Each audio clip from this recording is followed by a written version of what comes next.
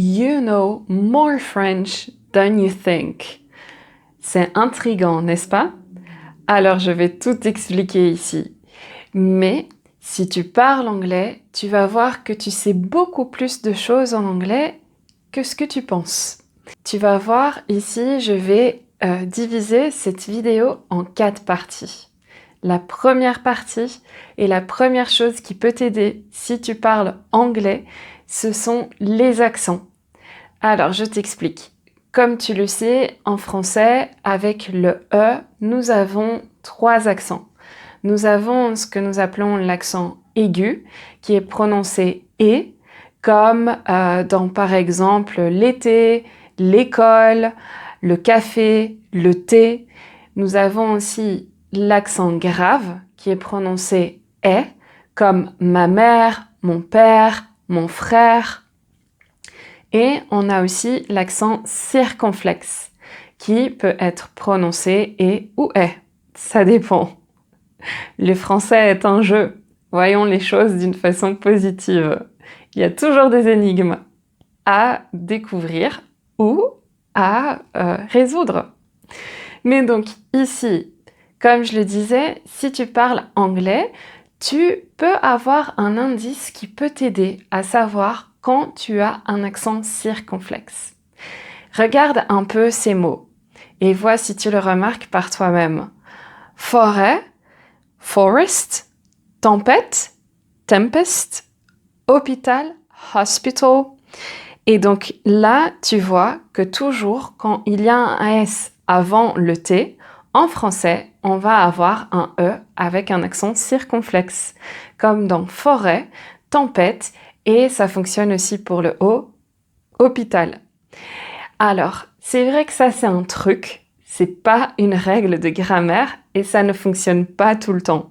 Comme par exemple, dans ces mots, beast, bet, coast, côte, coûter, to cost, castle, château. Mais tu remarques que en anglais, il y a toujours un ST et alors en français, on a un accent circonflexe. Il y a toujours cette chose-là, même si, par exemple, comme dans beast et coast, tu supprimes plus que le S. En fait, c'est pas vraiment l'anglais l'origine de ce phénomène, c'est plutôt un phénomène qu'on retrouve et qui est dérivé en fait du latin. Parce que si tu prends l'exemple de fenêtre, en latin c'est fenestra, et là, donc le S a disparu avec l'évolution du français et on a gardé un accent circonflexe. Quelques années de latin et des années de linguistique, ça aide. Mais donc là, pour toi, dans ton cas, l'anglais peut aider dans certains cas. Et la deuxième chose où l'anglais peut t'aider, ce sont les expressions. Alors oui, je sais, si tu me suis déjà, j'adore enseigner les expressions françaises et faire des vidéos avec des expressions françaises que j'explique ou alors avec du contexte où je parle avec des expressions pour après te les enseigner et c'est pas toujours la même chose qu'en anglais. Mais voyons les choses du côté positif. Voyons le verre à moitié plein. Et ça, c'est une expression que tu as aussi en anglais. Voir le verre à moitié plein ou à moitié vide. Mais ici, on va le voir à moitié plein. Et donc, tu as des expressions en anglais qui sont identiques ou presque identiques en français. Donc, j'ai déjà parlé des expressions sur les œufs, mais il y en a une qui est presque identique, c'est marcher sur des œufs. Donc, marcher sur des œufs. Et c'est presque la même chose qu'en anglais. On a aussi sauter au plafond quand on est vraiment hyper fâché. Sauter au plafond. On a aussi péter un câble. C'est exactement comme en anglais. Coûter un bras. Presque comme en anglais. On a aussi des larmes de crocodile. Attention, ce sont des larmes de crocodile. Et œil pour œil, dent pour dent. La vengeance. On a aussi prendre le taureau par les cornes. Ou jouer au chat et à la souris. Ou alors ça, c'est le calme avant la tempête. Et on a aussi, attention, il ne faut pas jouer avec le feu.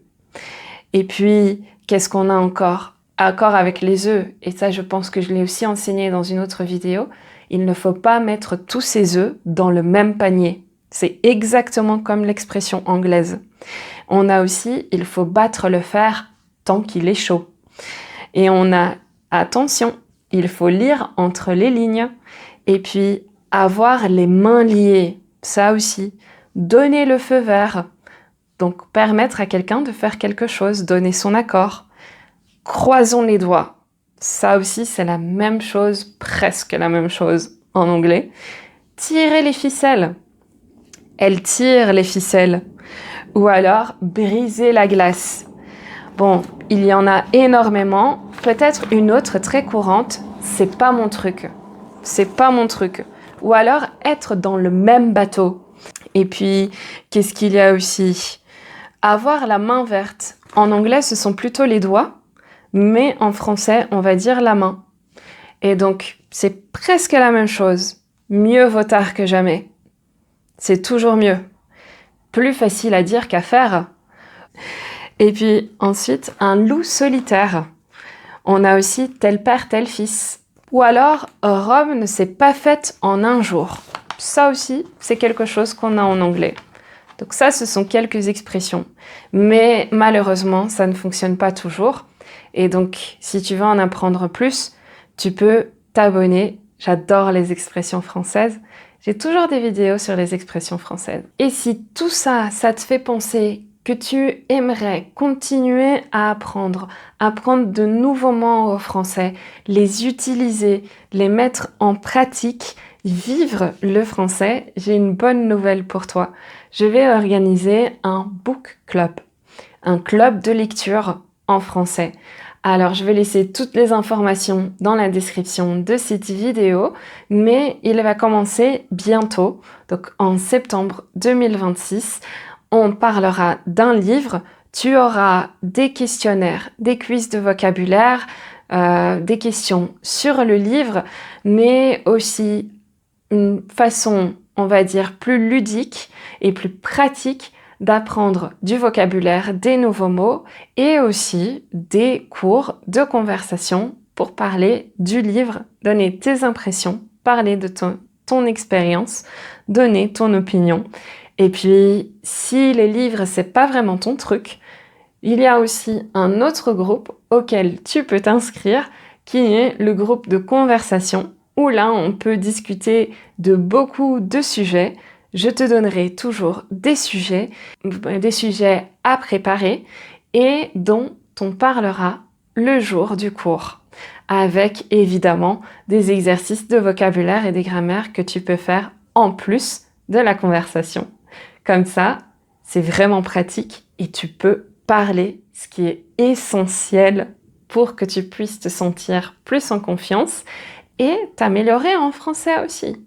Ça, c'est le secret. Parler. Toutes les informations sont dans la description de cette vidéo. Alors, ensuite, là, c'était la troisième chose. Et ça, la troisième chose, c'est encore plus facile que les expressions. Et c'est le cauchemar de l'Académie française. L'Académie française déteste ça. Et c'est une menace pour le français. C'est les anglicismes. Ou plutôt, pour être grammaticalement correct, il faudrait dire ce sont les anglicismes. Alors, les anglicismes, il y a plusieurs raisons pour lesquelles on les utilise en français. Il y a le côté tendance, cool, un anglicisme, c'est cool, c'est stylé. Donc, ça fait, oui, c'est poursuivre la tendance. Alors, il y a aussi le fait que dans certains secteurs, dans le milieu professionnel, c'est un langage universel que tout le monde comprend et parfois aussi les mots sont plus courts et plus pratiques. Donc, on préfère utiliser la version anglaise. Et ensuite, on a aussi ça parce que parfois, on n'a pas de traduction en français. Il n'y a pas d'alternative en français et donc on n'a pas d'autre choix que d'utiliser l'anglais. Mais donc, pour te donner un exemple, des mots qui ne sont pas du tout nécessaires en français, mais où on préfère la version anglaise. C'est email, donc, ou alors mail. Donc, je vais t'envoyer un mail ou est-ce que tu peux me donner ton adresse mail? Mais en français, normalement, on a la version courriel. Je sais qu'au Québec, ils préfèrent cette version-là, mais en France et en Belgique, on va presque jamais dire courriel. Si on continue dans le secteur informatique, il y a des anglicismes partout. On a donc spam, bug, un chat, ou alors pour les réseaux sociaux, laisse un like si tu aimes cette vidéo, ou un j'aime si on veut le dire en français, un hashtag, alors on a aussi un feedback. Alors dans le secteur plus professionnel, on peut aussi dire un meeting. J'ai un meeting à 14 heures, alors qu'on a le mot réunion qui est aussi très utilisé, mais parfois simplement meeting. Deadline. La deadline, c'est le 14 novembre, mais on a aussi en français date butoir, mais on va toujours utiliser deadline. Pas toujours, mais dans la plupart des cas. Alors, ensuite, plus général, on a un best-seller ou alors nous sommes en live ou je vais faire un live au lieu de dire que le programme est en direct. Alors, on a aussi un endroit cosy parce que ça, c'est tendance et c'est ce que tout le monde utilise. Et puis, on a aussi un scoop, un sponsor, dealer, spoiler, cash ou carte. Alors que cash, normalement, on dirait argent liquide. Mais cash, c'est plus court. C'est pour ça qu'on préfère ça. Et puis, on a aussi burn-out dans le milieu professionnel. En français, on a l'épuisement professionnel. Mais burn-out, c'est un peu, on va dire, international. Tout le monde comprend. Et c'est aussi encore plus court. Et puis, on a aussi brainstorming. Avec l'accent, s'il vous plaît, en français, brainstorming. Et donc, on a remue-ménage en français. Mais je pense pas qu'il y ait des gens qui utilisent remue-ménage. Au Québec, oui. Mais en France et en Belgique, on préfère brainstorming. Et donc, on a aussi excité. Ça, c'est un anglicisme qui maintenant est accepté, mais ça, je te l'explique dans une autre vidéo que tu peux regarder après celle-ci. Et puis, attention, on a aussi ce qu'on appelle des faux anglicismes en français. Donc, ça veut dire que ce sont des mots qui viennent de l'anglais ou alors qui ressemblent à un mot anglais, mais qu'on utilise de manière totalement différente en français. Et donc, là, on a des baskets. Donc, il n'y a pas de rapport avec basketball, ce sont les chaussures. Et donc, on dit des baskets. On dit aussi footing. On peut aussi avoir jogging. On a aussi un smoking. Ça aussi, c'est pas comme en anglais. On a aussi une séance de relooking. On a aussi le brushing, le shooting, lifting et chanter en playback. Donc ça, ce sont des mots qui viennent de l'anglais, mais qu'on utilise différemment en français. Ensuite, ça c'est la meilleure partie. La quatrième partie, ça, ce sont les suffixes. Et il y a une jeune femme qui a fait ces vidéos-là sur YouTube et puis ensuite énormément de professeurs sur YouTube l'ont fait aussi et ont copié. Et moi, maintenant, j'en parle aussi, j'assume. Et j'ai fait quelques recherches pour voir trouver plus de suffixes qui peuvent t'aider. Donc les suffixes, ce sont les lettres que tu ajoutes à la fin d'un mot pour former un mot et ils sont assez similaires du français à l'anglais ou vice-versa. Donc par exemple, tous les mots qui terminent en airy, en français, tu vas avoir R. Alors attention, là aussi, ça fonctionne pas tout le temps, hein, mais dans la plupart des cas, c'est OK. Donc par exemple, tu as nécessaire, militaire, complémentaire, secondaire. Ensuite, tu as aussi sion. Alors attention, en français, c'est prononcé, donc si tu as le T, c'est prononcé comme un S. Donc tu vas avoir réservation, obligation, administration, situation, information, communication, participation, pour te donner quelques exemples. Et quand tu as ce S entre deux voyelles, il est prononcé comme un Z. Donc, on a ici télévision, vision. Alors, tu as aussi la même chose avec ible, possible, visible, flexible, terrible, horrible, compatible, able, acceptable, capable, confortable. Et puis, tu as aussi ic en anglais qui va être écrit avec un Q-U-E, et donc électrique, académique, authentique, basique, automatique, symbolique, stratégique. Ensuite, tu as hus, E en français, et donc curieux, dangereux, généreux, mystérieux, nerveux, sérieux, ambitieux.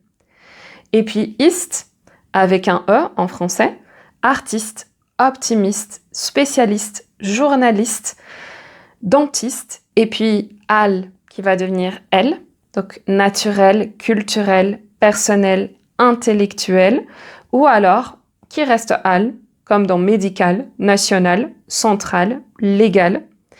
Tu as aussi le ENT qui en français va être prononcé comme en, comme dans différent, intelligent, excellent, patient, récent. Et puis if ou Yves au féminin, donc actif, active, agressif, agressive, créatif, créative, impulsif, impulsive, productif, productive. Et alors, tous les ologies, biologie, psychologie, écologie, technologie, or, heure, donc comme dans acteur, directeur, professeur, auteur, docteur, et les Y à la fin qui deviennent IE ou alors simplement E, comme dans mélodie, stratégie, énergie, tragédie, industrie. Mais attention aux faux amis, et comme tu as librairie, donc c'est pas la même chose que library en anglais. Donc ça, c'est un exemple qui me vient en tête. Et comme par exemple éducation, c'est pas le même sens. Donc éducation, c'est pas par rapport aux études, mais c'est plutôt l'éducation que tu reçois à la maison de tes parents. Et donc ensuite, tu as aussi là où ça fonctionne pas comme comestible, fiable, compréhensible, pour te donner des exemples. Donc ça ne termine pas en ible ou en able en anglais. Donc c'est différent. Donc voilà, c'est tout pour aujourd'hui, pour cette vidéo. J'espère que je t'ai donné un peu plus confiance en toi et que je t'ai donné l'impression que le français est plus facile que ce que tu penses. Et si tu veux continuer à apprendre le français avec moi, des expressions, la prononciation, du vocabulaire, de la grammaire aussi, parfois, abonne-toi. À la prochaine. Ciao!